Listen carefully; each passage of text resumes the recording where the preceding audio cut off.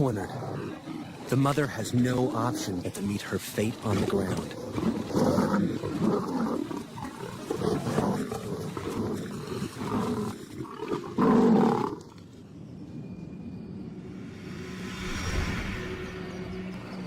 At dawn, JV and Elman scour the mother's territory and find what they fear.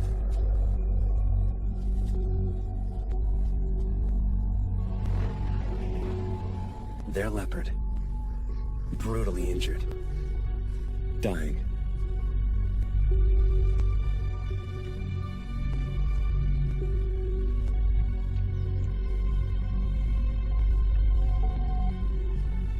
Her wounds cut to the bone.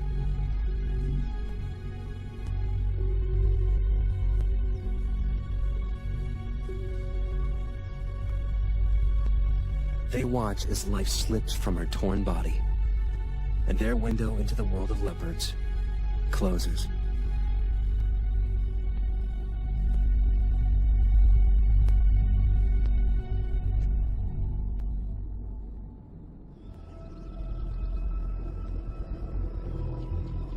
JV and Elman try to follow other leopards, particularly the mother's daughter, named Tugwan Female. But Tugwan's nature is a far cry from her mother's. She's temperamental and aggressive, and they track her with extreme caution. So when they see her leave to hunt, they recognize a rare opportunity to get down to her den and see if she has cubs.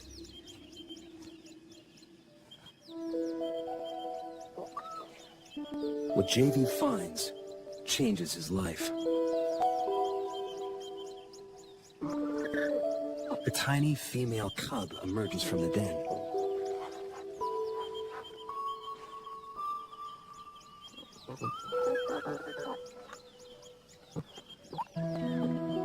It's Manana, 10 days old.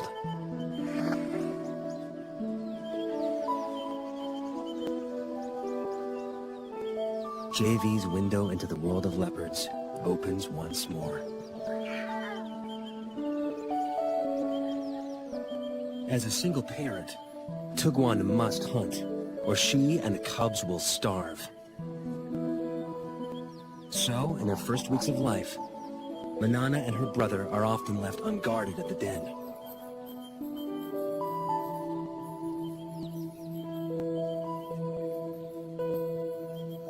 Lions and hyenas kill the offspring of other predators to eliminate the competition, and unguarded leopard cubs are soft targets.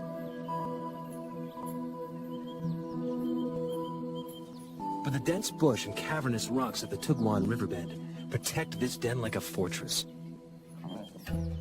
allowing Manana and her brother to hone their skills in relative safety.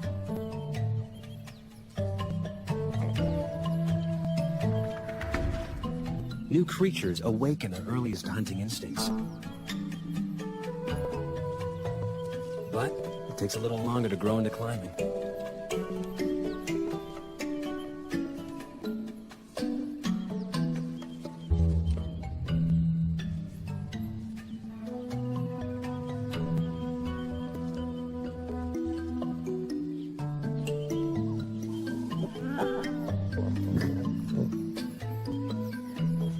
But practice makes perfect, and soon the trees become their preferred playground. And everything in them, fair game.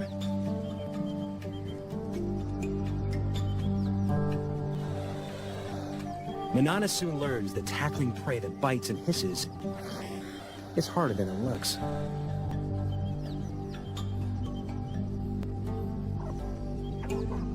She heads down after easier prey.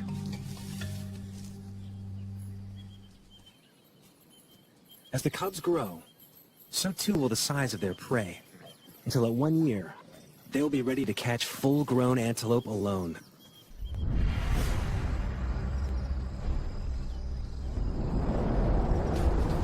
As adults, the treetops of Lundalozi will become their domain. The dense woodlands are perfect leopard habitat, abounding with a diversity of prey.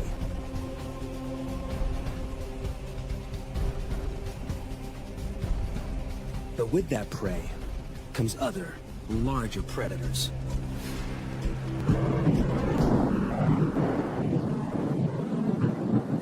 Manana learns early in her solitary adult life that catching prey is only the first hurdle.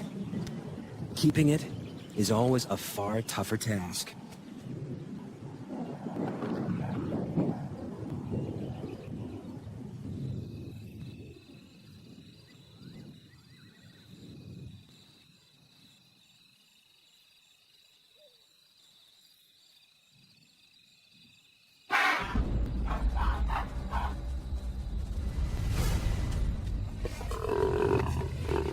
The death rattle of the impala goes up like a flag, alerting wandering hyenas to the kill.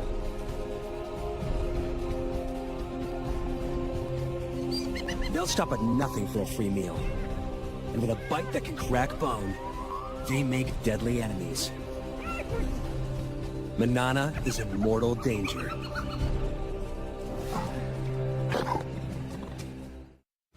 Seconds after Manana makes the kill, spotted hyenas surround her. Alone and outnumbered, she can't afford to fight.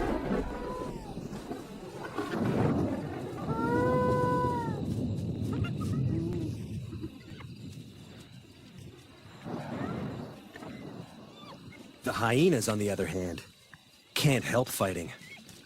A strict hierarchy guts feeding. With so many mouths, underlings must be kept out by force.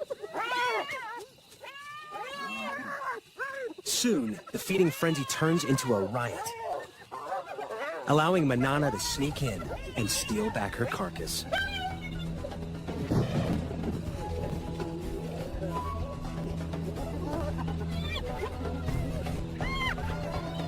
This time, she hauls it out of reach before the hyenas know what's happened.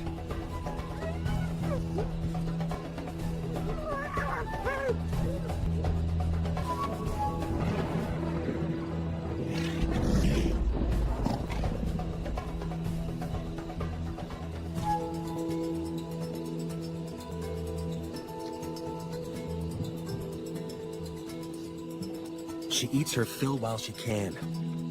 But hyenas are relentless.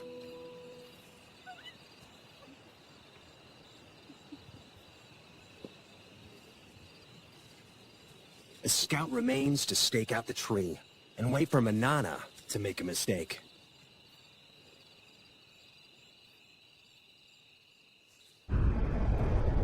Leopards inevitably lose kills to predators. But when Manana bears her first litter, the stakes change.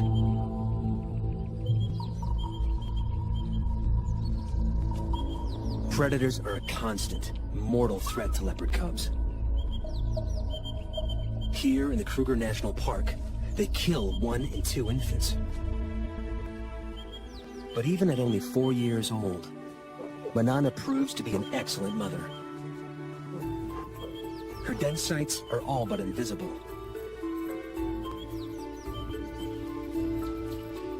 She moves the cubs every few days to keep the predators guessing.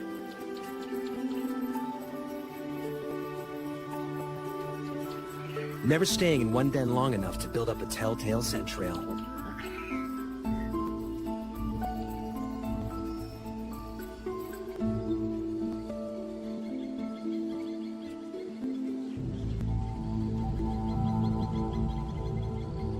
But there's one enemy that Manana cannot outwit.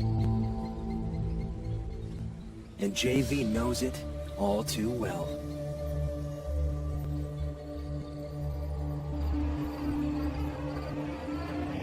A female leopard, which we called Sunset Bend female, contracted psychoptic rage.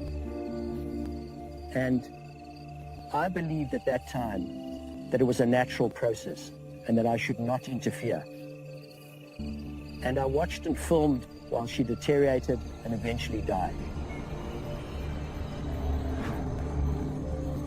And filming her body, I realized I had it within my power to save her life. and I'd let her go.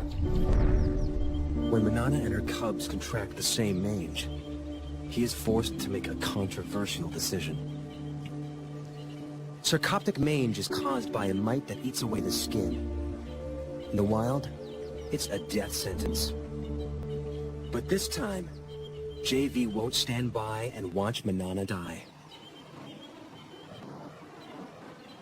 To treat the mange, JV will dart a drug called ivermectin directly into Manana and her cubs.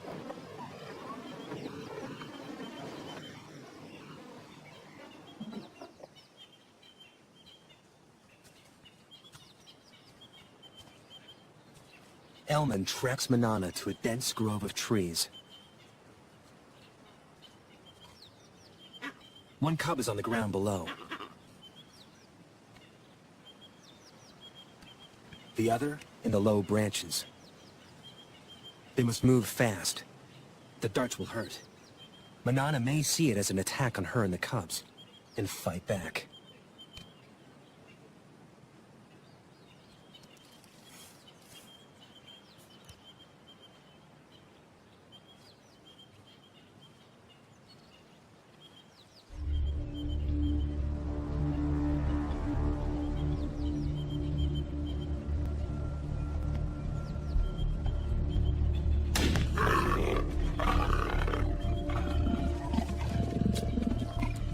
It's one of the few times when the dart hit Manana that I saw her really angry.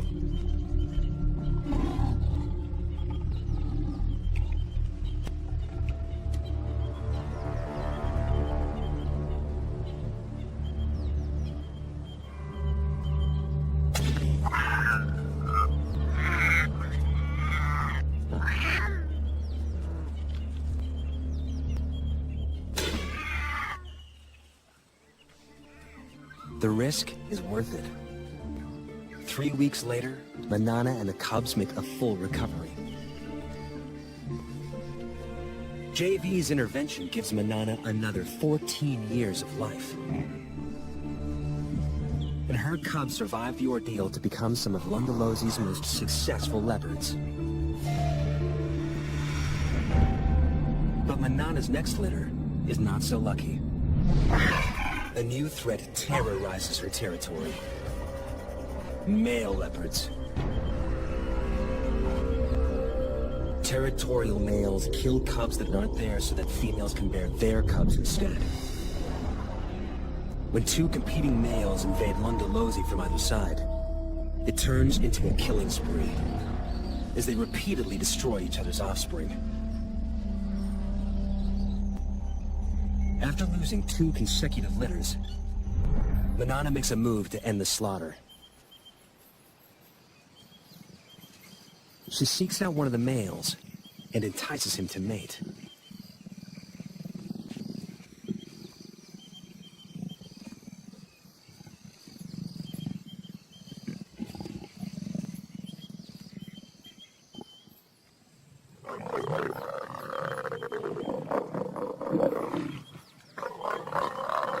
Like domestic cats, microscopic spines in the male's genitalia make mating a painful process for the female.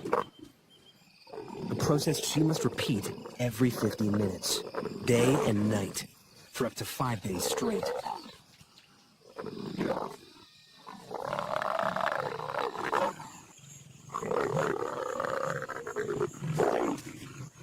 The repeated couplings force Manana's body to ovulate and help to ensure conception.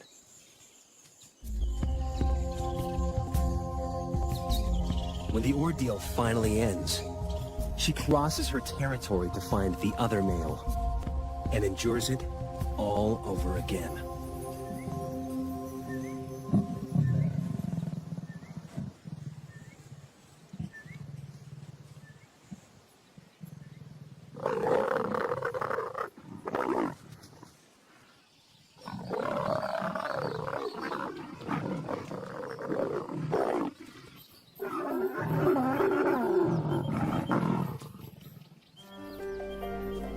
By mating with both males, Manana deceives them into thinking the resulting cubs will be theirs. It's an extraordinary strategy that only a few leopards have ever been seen to employ. And it pays off. 3 months later, she has a single tiny cub.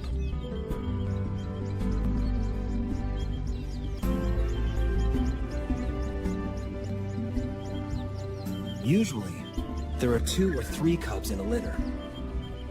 Lions may abandon single cubs to bear larger litters. But Manana chooses to keep this only child.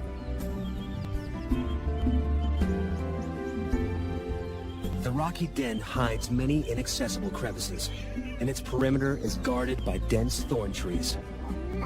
A lion or hyena will have to work hard to reach the cub. Manana leaves it safely concealed in the rocks and heads off to hunt.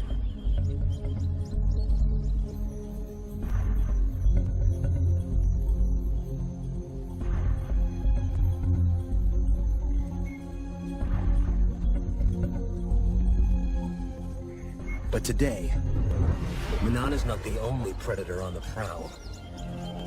There is one killer that can breach the den's defenses. And it's moving in, whilst Manana's attentions are elsewhere.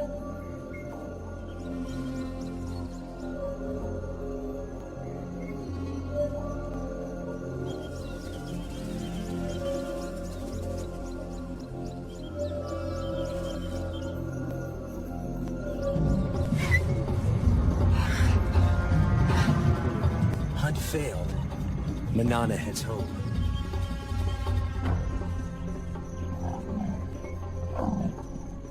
She gives a soft contact call for her cub, but there is no answer. Something is wrong.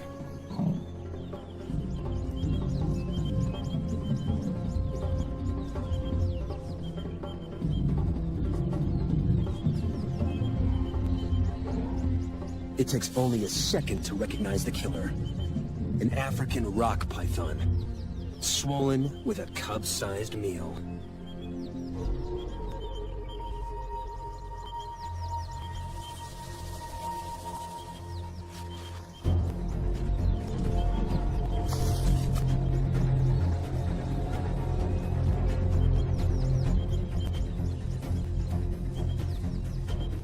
Manana risks her own life as she attacks her cub's killer.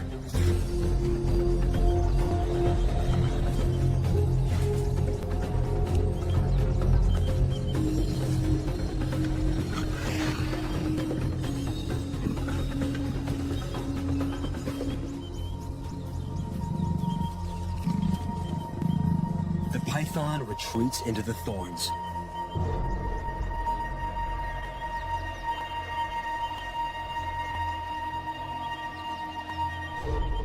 But Manana will not give up.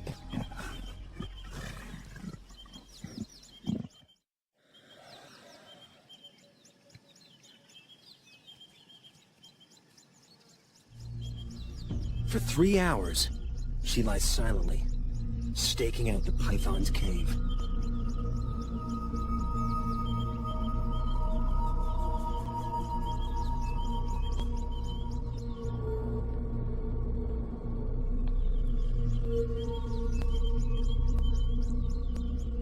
At last, her patience pays off. The injured python finally makes a move. Manana is ready for the next round.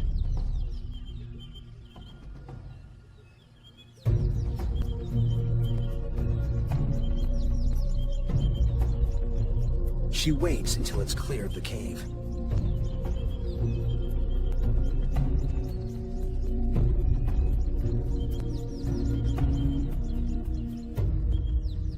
But there's no battle. A built-in reflex forces the snake to relinquish its hard-won meal. Under stress, pythons regurgitate their prey to shed the extra weight for a speedy escape.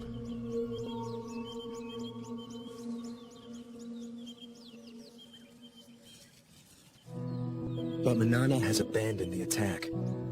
She's got what she came for.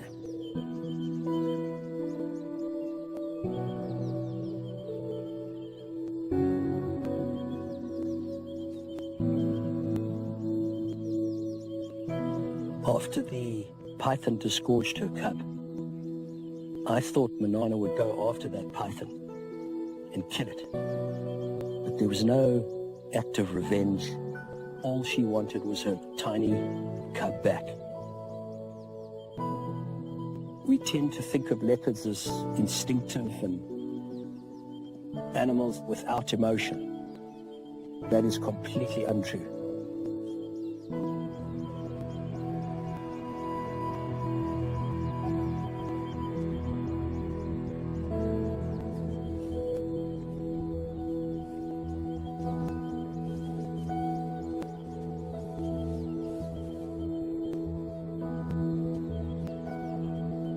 Manana carries the body away from the den and begins to consume it.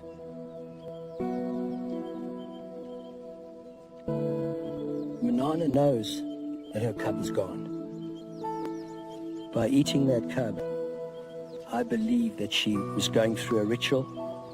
She was going through a ceremony, disposing of the cub. It was one of the most emotional times I ever spent with her. And then, incredibly, for 4 days she called for a cub that she knew was already dead.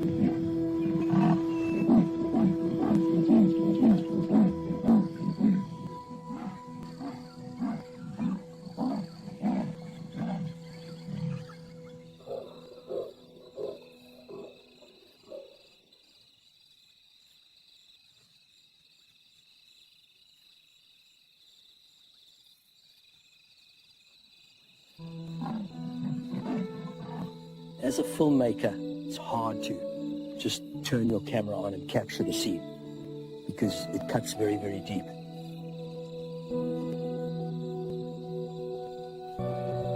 Manana's grief is tangible. But losing cubs is a reality all leopard mothers must face. Of Manana's 8 litters, only 4 cubs survived to adulthood. She can't afford to grieve for long. She must ensure her own survival. And to do so, she must hunt.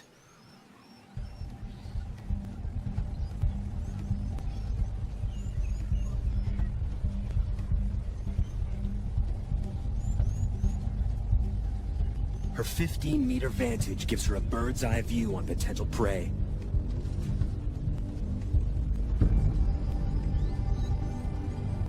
An impala breaks from the herd. Manana has her target.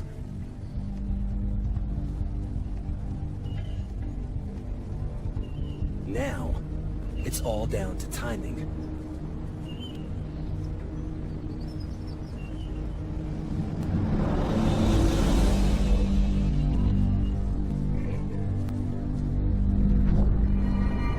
She makes it look easy, but this aerial assault is rarely witnessed.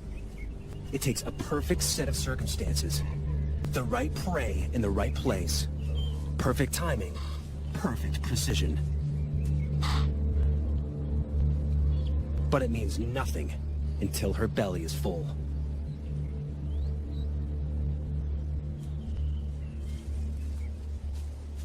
She needs to get the kill off the ground quickly. But even the trees aren't always safe.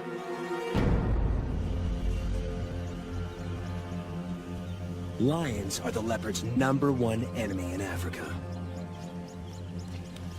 They're 3 times their size, and unlike hyenas, lions can climb.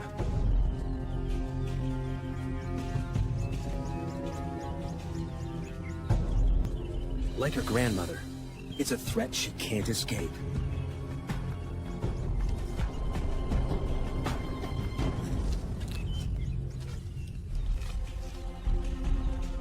Manana retreats to the highest, thinnest branches, and watches as she loses yet another kill. To defend it would be suicide.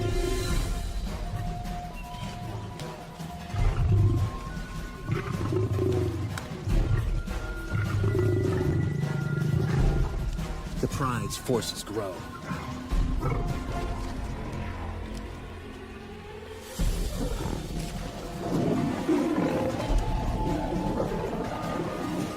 But numbers are not always a strength. In hungry pride, every scrap of meat must be fought for.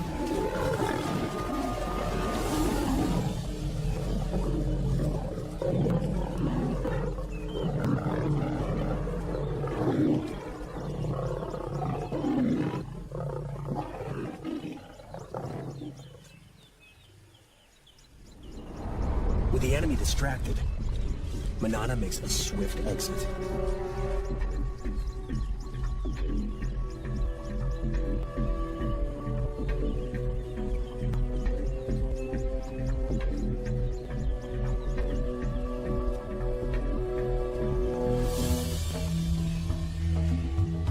Barely is one opportunity lost, then another presents itself. A cheetah is on the hunt. They may look similar, but the cheetah is a very different animal to Manana. They're matched in weight, but the cheetah's long, streamlined body is built for speeds of over 100 kilometers an hour.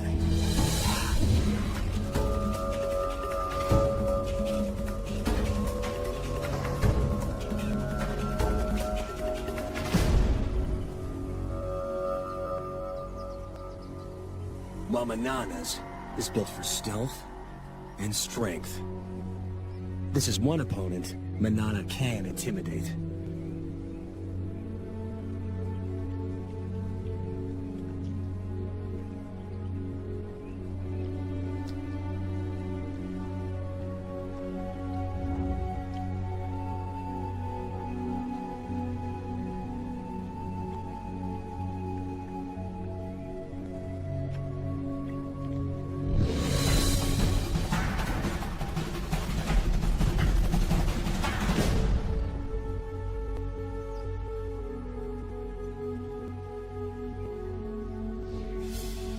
Leopards only pick fights they can win, except when it comes to territory.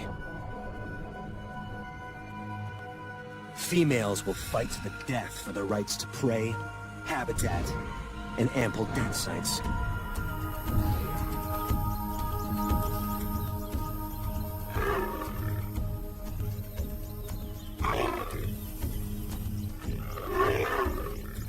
In her prime, Manana is a formidable opponent.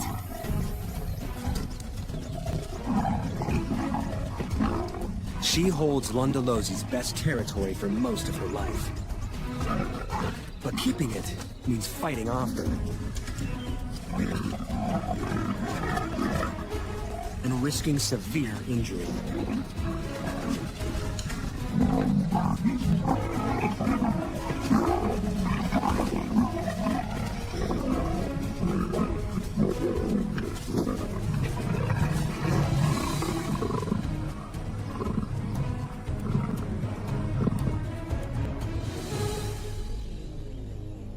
As Manana grows older, those injuries begin to take their toll.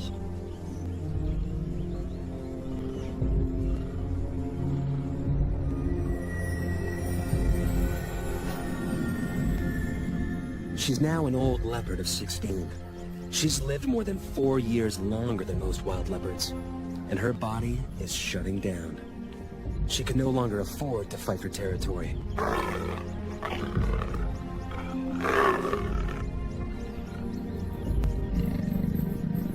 She must watch, humbled, as younger, fitter females mark on her turf and claim the best of her territory.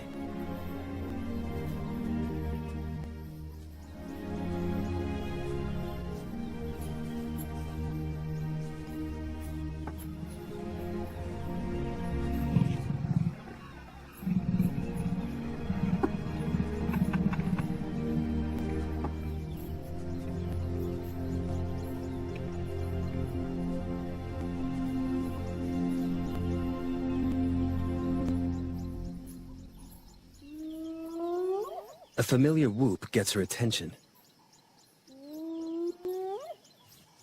a much-needed meal could await nearby.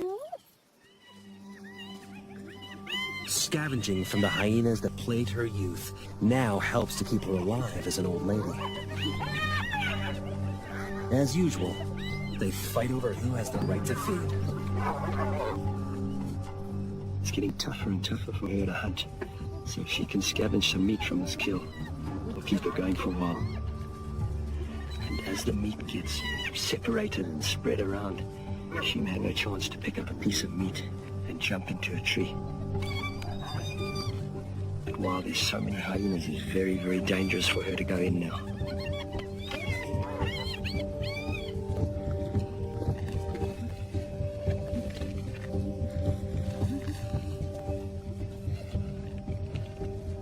She walks a dangerous tightrope.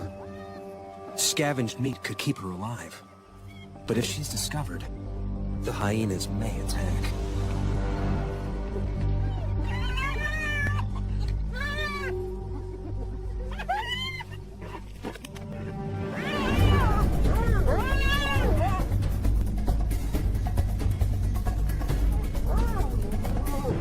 She's safe in a tree, but she's trapped. The hyenas will show no mercy if she comes down.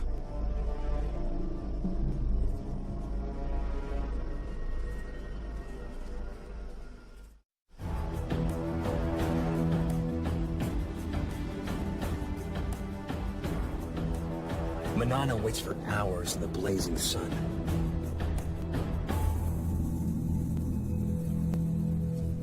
Until the hyena matriarch makes off with the last of the carcass. With the hyenas fat and fed, it's safe to come down at last.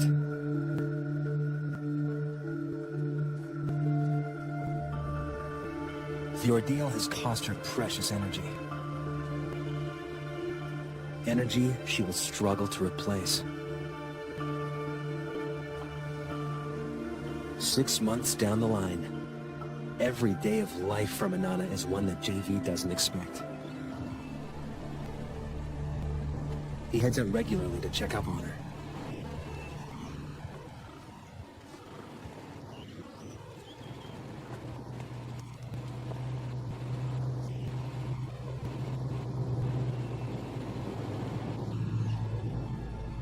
She's in the treetops, and she's seen something.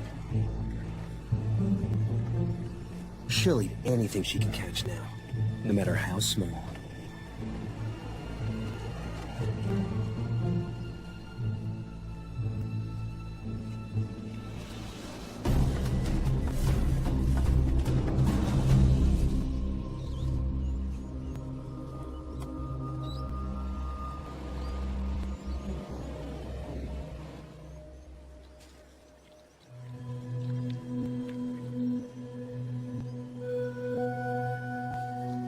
Manana used to be so fast, so strong, but now she's nearly 17. She's had to adapt to catching smaller prey. She's caught this monitor lizard, but still surviving, still using every trick to ensure her survival. She's very old. She can't have long to go.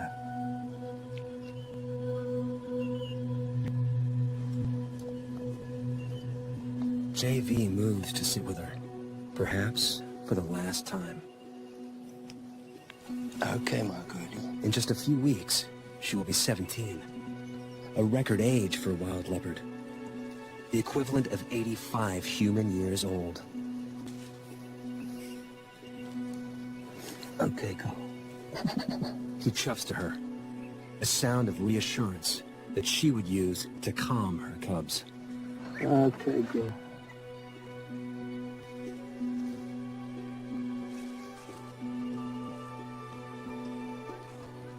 Okay, girl. Okay, girl.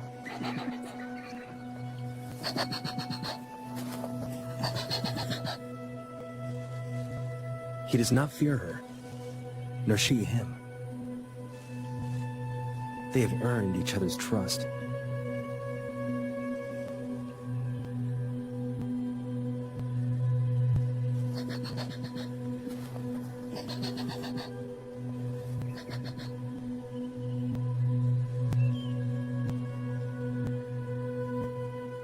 There are few people who could lie a body's length from a wild leopard. But JV knows his time with her is drawing to a close.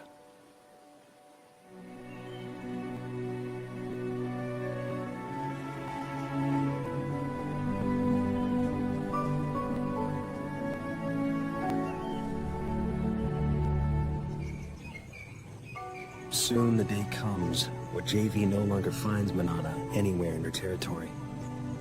And he knows she is gone. When I go out into the bush at Lololozi, I expect to see Manana around every tree. But of course, this incredible leopard is gone. Truly fascinating creature. The male hippo stands at about 1,5 meters tall and has been known to weigh up to 2 tons. Every schoolchild knows that hippos need fresh water in which to fully submerge and support this huge mass. The water also needs to be drinkable, and their preferred feeding places are within 1 to 2 kilometers of good water that is at least 1,5 meters deep. They can swim on the water's surface or underneath, remaining submerged for up to 6 minutes. Nostrils and ears can be closed to prevent water ingress. This yawn, where the hippo displays the tusks, is a sign of dominance and a signal to intruders to keep away. At dusk, hippos leave the water to graze through the night. 99% of their food intake is fresh grass, yet hippos don't actually eat as much as you might expect, given their huge body size, approximately 12 kilograms a day.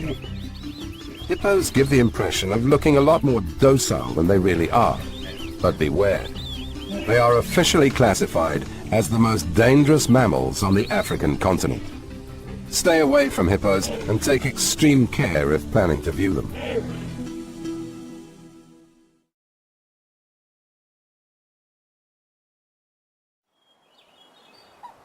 Male giraffes in the southern African lowveld stand at 5,5 meters at head height.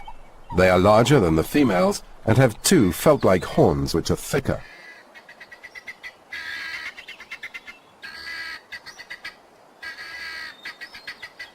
The front legs are straddled with the knees bent to reach down and drink water. In this position, the giraffe is very vulnerable. They only drink if water is available, but can survive without it. The mother stays closely protective of her calf. This mother-child bond lasts until her next calf is born, and the maturing calf has learnt the life skills needed to survive. Young giraffe are regularly killed by lions. Only about half survive their first year.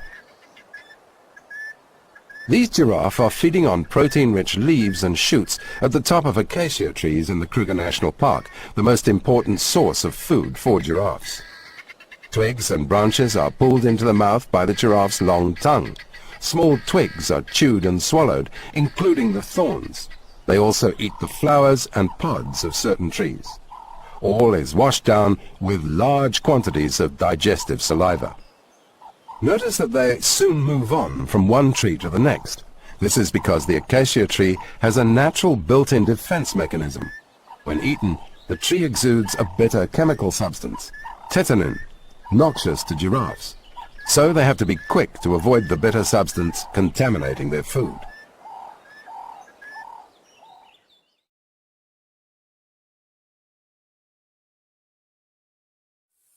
The gemsbok, with its characteristic long horns and 3-colored hide, is a desert animal, adapted to survive in regions without surface water.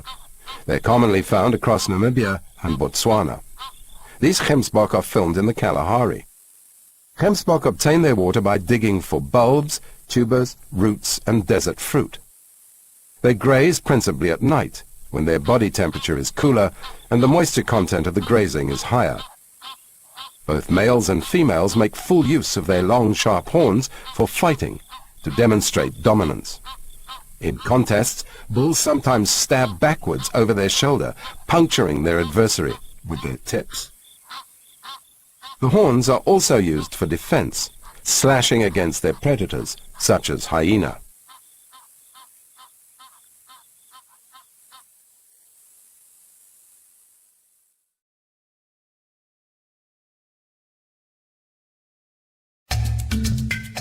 Long-legged and slim, these cats are built for speed. Unlike the leopard, the spots are single and not formed in groups of rosettes. There are also distinctive black tear stripes. This is a massive creature, standing up to 1,8 meters high at the shoulder, with males weighing up to more than 2 tons. The white rhino is distinguished from the black rhino by its broader muzzle and wide lips.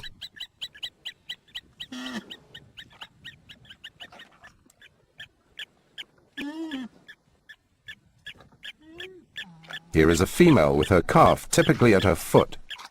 Cows are ferociously protective of their young and will charge to protect them. The mature bulls tend to be solitary and territorial, marking out their territory with their feces. When meeting submissive neighbors at their boundaries, they rub horns amicably. Fights usually occur over territorial disputes and females. Rhinos have developed an extraordinarily thick skin to provide protection from lethal horn sparring. Rhinos need grassland to survive. They are heavy grazers, combined with water. They prefer a flat habitat and plenty of cover for protection. They spend 50% of the day grazing on fresh grass and drink water in the afternoon and night. As you can see, they also eat soil for its minerals. These rhinos are mud bathing to provide protection from ticks and other parasites, and to keep their skin cool in the sweltering tropical heat of Kruger National Park. You will notice that the female's horns are shorter than the bull's. Rhinos can live to a venerable 40 to 45 years. They've been heavily poached throughout history, mainly for their horns. And conservation programs and patrolling operations have been very instrumental in protecting them in the second half of the 20th century from near extinction in southern Africa. Today there are several thousand white rhinos in Kruger National Park and Umfolozi, and their numbers are increasing.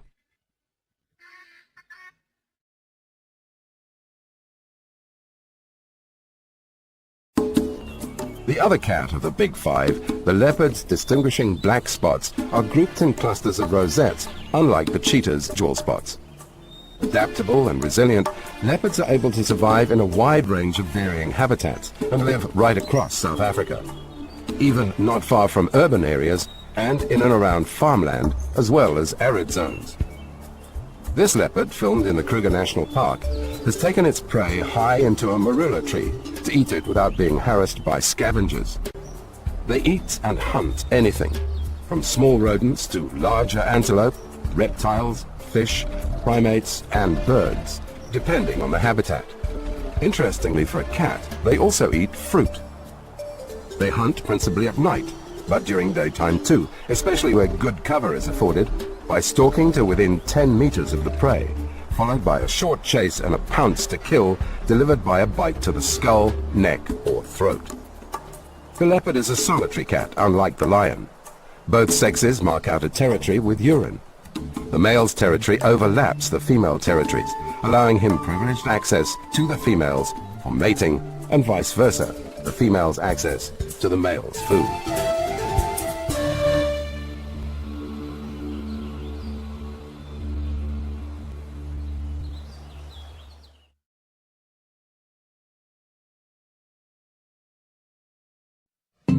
These are African buffalo, the fourth of the big five.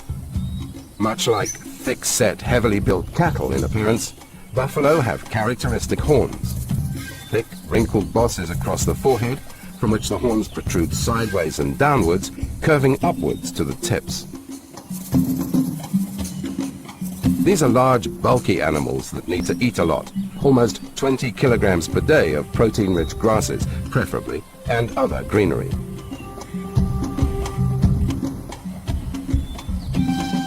Buffalo are sensitive to heat and need plenty of water.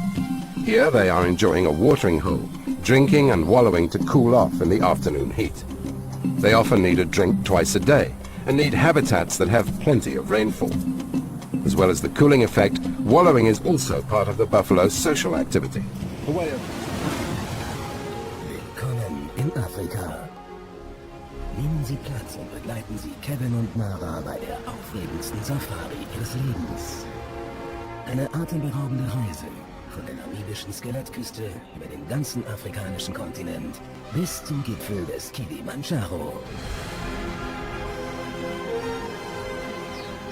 Zu Land, zu Wasser und in der Luft freuen Sie sich auf die Schönheit Afrikas, den spektakulären, nie dagewesenen 3D.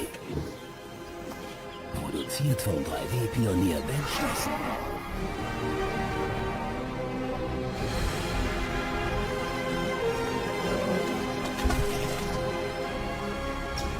Und vergessen Sie nicht, nachts Ihr Zelt zu schließen.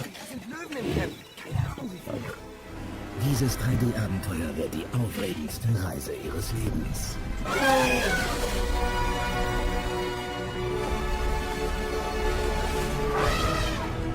African Safari 3D.